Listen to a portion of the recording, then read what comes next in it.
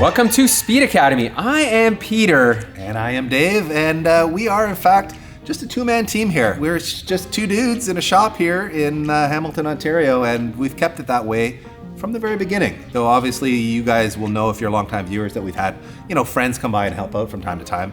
People like Ken and Moose and the guys at Envy Auto. And sure, lots of locals that have helped You out need over a the support years. team, but You do. we really wanted to make this video. This will be an AMA, but we wanted to touch on what I think is a very interesting subject right now. We're kind of a little bit late to the game, but there's been a lot of people quitting YouTube or taking a break from YouTube. And a really interesting topic for me is automotive YouTube. And we haven't seen a lot of people quitting automotive YouTube. No. And that's kind of the thing. To me, it's such an interesting subject, and I think a lot of people don't really understand the logistics behind an automotive YouTube channel, and I think how difficult it is to run an automotive YouTube channel. And really, when you look at it from the scope of YouTube, maybe planes are probably more expensive than automobiles, but cars are probably like right of the most behind there. Sure. And running a YouTube channel that involves automobiles, first of all, it's just like a very asset cash, a hungry machine where, you have to go out buy cars, and really the algorithm favors buying vehicles. The more cars you have on your channel, kind of enticing people to come. The Hoovies model of YouTube. The buy a car a day. Exactly. Yeah. If you buy a car every week, I think you're gonna have good automotive, YouTube success. But the flip side is there's a lot of money that needs to be spent. And, the reality of YouTube is the revenue coming from videos isn't great until you're at a large threshold of multi-million subscribers. Yeah, and 3 to 500,000 views minimum to kind of like be making somewhat decent money. Us being a medium-sized YouTube channel, it is very difficult for us to compete in a sense of buying cars every week and then modifying them and then getting rid of them and trying to play the flip game and all that. So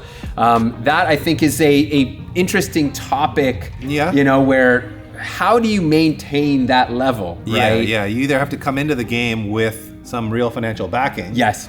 Or you have to have had some explosive growth on your channel, like, the Adam LZs of the world. Yes. Where he now has the channel size to build what he's built. Yes. So we haven't had that kind of success. We didn't really build our channel to be a daily upload channel the way Adam's is. His success is well earned and he deserves all of it, but our channel has been, more built on the automobiles, the cars, not the personalities, not on the lifestyle, and we build cars in a more, how would you say, mature, restrained way. So we may not appeal as much to the younger crowd. We want to take cars to the racetrack and make sure they can perform there, which is also a somewhat of a interesting side topic here, because taking cars to a racetrack is a foolish business decision in that sense, because it can be. You have one video that we publish on that, and the likelihood of something going wrong is so much greater. E90 M3, everybody. Exactly, is so much greater than us taking it on a street rip or doing a burnout per se, and that comes as Dave just mentioned, with a potential engine failure or even worse, like a crash. Thankfully, we've never had anything like that.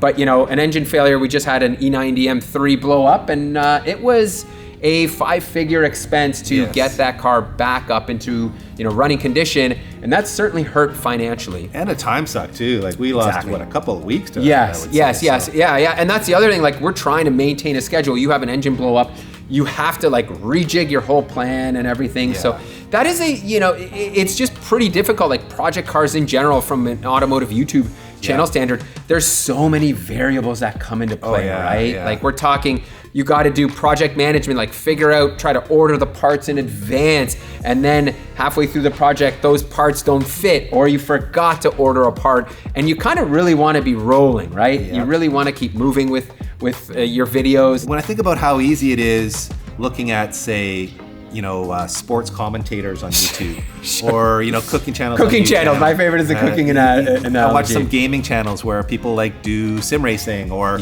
talk about other kinds of gaming. It's just so easy. It is. There's no real upfront cost to them. Where for us, this is a very time-consuming, expensive, and you have to learn new things every day at this, because we're not experts at all these makes and models of cars. So we're always having to like consult the internet, call our friends. Yeah. Where if you're just kind of doing the same thing, talking about football Sure. twice a week on YouTube, Yeah. you know, Yeah. where is the difficulty? And if you burn your cake, you could throw that in the garbage. You're out Exactly. $10 Yeah, and restart real quick and still, I think, salvage a video. Where for us, the timeline on stuff is also like it's such a heavy consideration. How to get videos done in time and how to make sure they feel entertaining and they're not like redundant. There's not a lot of talking.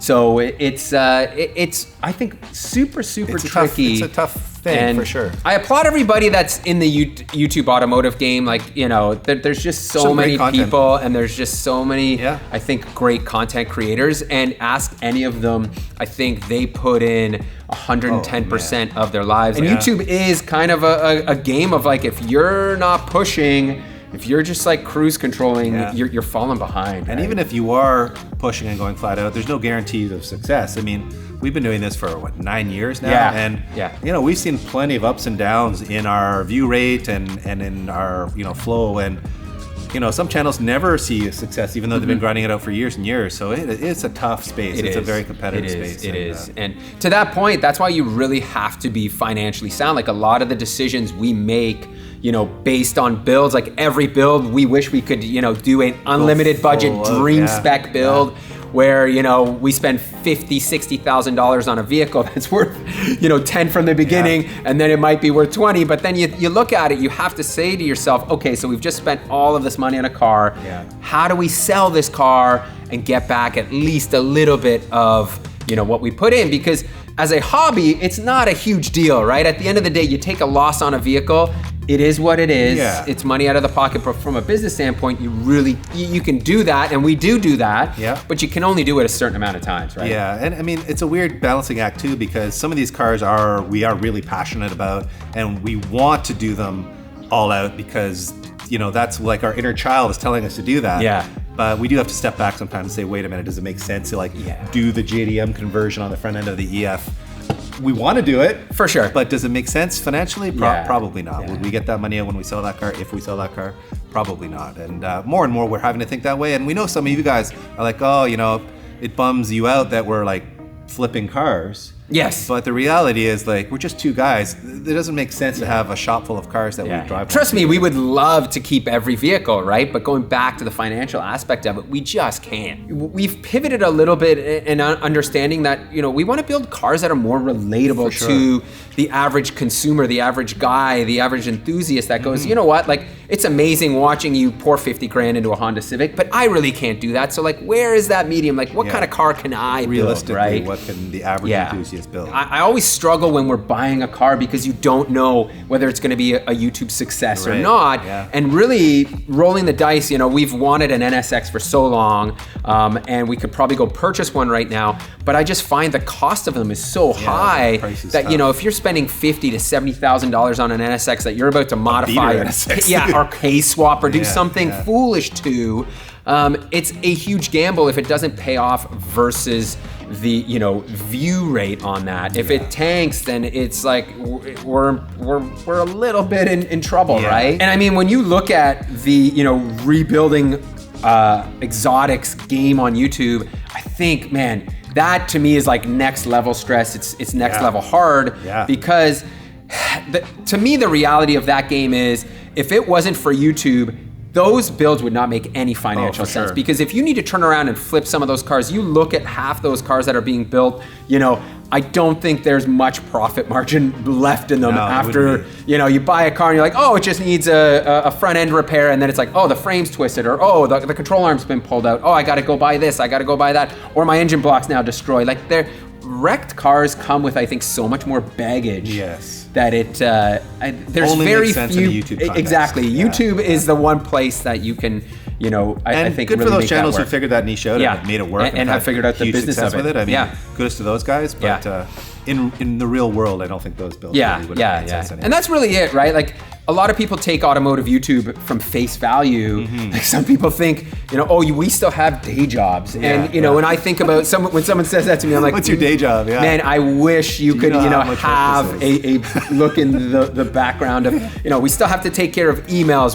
We're talking with sponsors. Yeah. There's accounting that needs to be done. There's project planning. There's just so much of this. Like we try to build 10 cars a year, and there's so much stuff going on in the background for it. So it's pretty hard, but I think anybody in this game is there because of passion. Obviously we love cars, we love building cars. Actually, I heard a really interesting point on Matt Farah's podcast today where someone he was talking with said he thinks that the automotive enthusiast scene is bigger now than it's ever been because of the impact of YouTube. Yeah. Because there's so much more content out there, and young people can access so much more information about cars than they could when we were young, because it was like there was a few magazines you could get car information in, and that was it. And now if you're into cars, like there's Instagram, there's TikTok, there's YouTube. There's just so much. It's everywhere. It's pretty amazing. It really is. Oh yeah, so. I think these are kind of golden days for automotive enthusiasts, and we're lucky to be, living the dream, man. Our own little corner. We certainly are. And I should mention, we're very fortunate. Our channel is built out in a different way from a financial aspect. We certainly have more sponsorships. We do. And that helps pad a lot of the bottom line for us to be able to do the things we do, because from a view rate perspective, we would likely not be able to do that. And that's why, you see the way we build cars and the parts we use sometimes you guys kind of scratch your head like, oh, why is this being integrated for the fourth, fifth time? Every company that we work with are companies that we would have been buying parts from anyway. Yes. So the fact that we've been able to build relationships with them for us is a huge bonus. Yeah. Because it means that we can promote stuff that we really truly believe in and would literally be using on our own projects if we weren't doing this for a living. So. Yeah.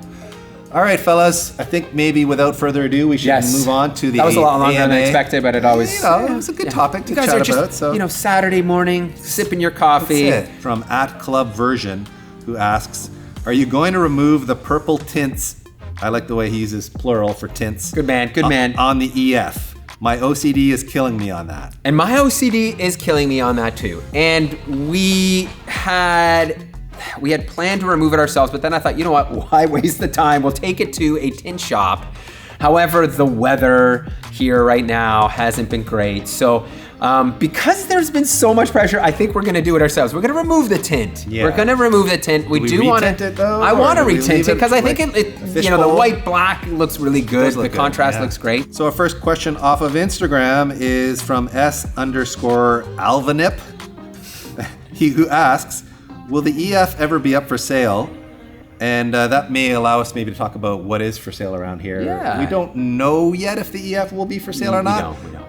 We don't want to say anything is for sale until we've driven it and really decided whether we're in love with it enough that we have to keep it. I mean, frankly, we have so many cars here that we already feel like we have to keep. Yes. I think it's unlikely that we'll keep it. We sold the Evo 6. The FA5 FD2 converted Civic is still for sale. If you want a car bad enough, you can certainly send us an offer. Sure. But don't expect to pay market value. Like we get don't so expect many. The bro hookup. We can sell them at market value anytime we want, right? Sure. So you got to be willing to pay a premium for a vehicle that you want to kind of scoop up before the masses do, or if to kind of take out of our hands. Sure. @Tortuga34, who asks, will the focus of your channel continue to be buy, mod, sell, repeat? I understand you have sponsor commitments, but I really enjoy your track videos. Thanks. And there were a lot of other comments asking for track content, which we get asked for a lot. Yes. And we appreciate it, and we understand that there's a group in our audience that really want that kind of content. But as Pete could go on a rant about, the track content doesn't always deliver the views that we would hope it would. So it makes it a more difficult thing for us to commit the time and energy to do, because the views aren't necessarily there, and it is a more difficult shoot too. It is a more difficult shoot. There's a lot of stuff that can go wrong, and sponsorship-wise, if we were just doing track review videos, you can't pitch sponsors on that stuff, right? Like that also makes it much harder. Where, you know, build videos, we're showcasing a lot of parts, which in turn makes it much easier for companies to kind of like back and get behind. And, you know, Sure. It's just, the track videos are great. If they had tons of views, then you know, I think we would do more of them. But they're high risk, little reward per se. You know, like Misha's done a great job of building a YouTube channel that just, you know, he goes balls to the wall every time on the Nürburgring. I know. I think if we had a Nürburgring in our backyard, it would be a lot more entertaining. But the reality is, like, we go to a racetrack that's flat, that's kind of short, you know, there's not a lot of excitement going on there that translates well into, you know, track videos per se. I think we do a good job of, like, you know, using the roll racing and the toge battle, the lead follow chase and stuff to show people the performance difference in cars and create a little bit of excitement that way. Next up, we have Busy Dad Garage 717, who asks, what has been each of your favorite builds and why? Oh, that's a tough one. For me, I think I would have to say the 2JZ E46. Yeah, that's a good one. That's been one of my all-time favorites, and maybe it's because I love BMWs and I love Toyota reliability. Yeah. And I've mated it together, and it was a really cool like journey down the engine swap path to what is actually a good street car. We've swapped a lot of other cars, and they end up not being very good street cars. Yes. Great track cars. K-Swap 240 SX. But this one is a great street car. Yeah. And that's why, you know, for me, it really like needs that AC, bro. I know it lived up to those standards. So needs that. I put that at the top of the list. Okay. Needs that DCT gearbox swap. In fact, you might see some content on that car. Yes, you will. You will. Pete has some ideas on that one. So he's not lying when he says he loves that one the most. For me, it's tough. I mean, we've done so many cool builds. I think I'll have to go back to the very beginning though and say the S2000. Yeah. I really miss that car a lot. It delivered such a special driving experience. I don't know, it was just the right combination of like power and balance and aero, and it was a disposable car at the time. That was like $4,500. And it was so destroyed, like we rolled fenders, we just didn't care about at all. Anything. Exactly. There was zero anxiety about that car being worth a lot of money. And it was a really fun car to rip around the racetrack. But it still looked awesome. It still drove quite nicely on the street. I mean, it's an S2000. It wasn't luxurious, but we drove it from here to Philadelphia for a Turn 14 open house event, and it wasn't that bad. It was the true definition of a street/track car. It was a streetable track car. It had AC, so I would say that's probably my favorite build we've done. Penguin1 asking, what do you think is the next universal go-to engine swap motor? Ks will eventually be considered old. And I mean, they are already getting old, aren't they? But they are, but what is the next one? I'm gonna say B58. That motor out of the Supra seems indestructible. They put it in, obviously, the Supra, but also in some BMWs. It's like the new 2J it's in an X3Ms. There's a lot of. You could buy them out there's going to be a lot of engines. I don't know though, man. Like the BMWs, of all the electronics like they're new right now, so they're great. If you look at N54s, which is basically a 3-liter inline-6 twin-turbo engine from BMW that has like 2JZ quality, they leak. They're in direct injection, so the injectors are expensive. There's just a host of issues with those. The B58 is new, so I think those ones, time will tell how those will age. But like, I don't think Ks are. No, they're not going away. There was a ton, millions of them were made, K motors made. Like, there will be blocks. Like, sure, the engines will get old, but you know, they used timing chains. They still have like all the modern technologies. The heads flow well. They have variable valve timing. Like, what else do you want in a modern motor? I think K is still the way, Pete. That's the answer. K is the way. And if you're a weirdo like me, maybe a B58 swapped second gen Supra. So you have a BMW in a Supra. There you go. Still, that'd be a fun one to do. Yeah. Season Sauce 989 asks, any chance of relocating to or opening a shop in the U.S.? This is a daily topic around here. Not so much opening a shop, because frankly we don't want to work. No, we're a YouTube channel, guys. We don't work on cars. As far as relocating goes, we certainly talk about it a lot. Yeah. Pete has a deep want to move to Northern California? Yeah, my 5-year plan is to relocate. You know, the weather, and going back to like running a YouTube channel, it is very difficult to run a YouTube channel when the winter is, 4 to 5 months of your year. It's tough, especially because we want to do more driving. We really want to, showcase these vehicles and try to enjoy them a little bit. And it's so hard in the wintertime to do so. Yeah, to go and drive on the California Canyon roads every week wouldn't imagine suck. we would. It'd be. Listen, my dream is we're gonna recreate best motoring with me and you, just battling our build offs. Right, like forget about the racetrack. Imagine how cool it would be finding a road out there that we can do that, or buying a property where we just can do that. Yeah. So that is a dream, 100%. It's just hard to relocate and move this and our families and all that. So we're gonna try. But it's gonna be tough. It's gonna be tough. It's gonna be tough. All right. Next up, we have at Shadow Scale K431, who asks, "What is your favorite burger chain?"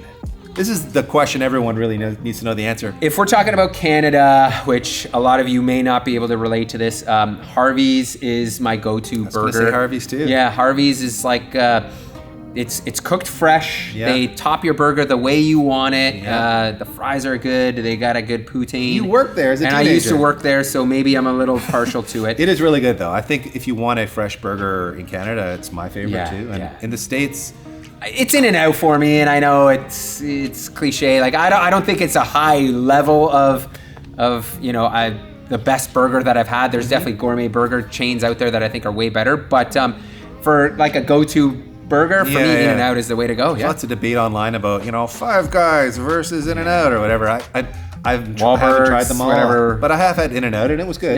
Yeah. I would certainly put it at a high level for fast food. Sure. Yeah. But Canada Harvey's. Yes. There you go.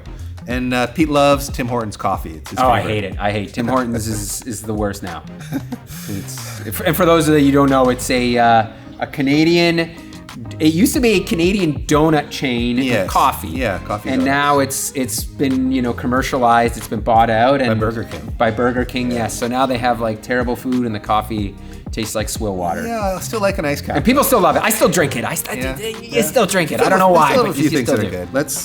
Let's give Tyrone T.O., who asks, "Have you ever thought about hosting events or doing cars and coffee?"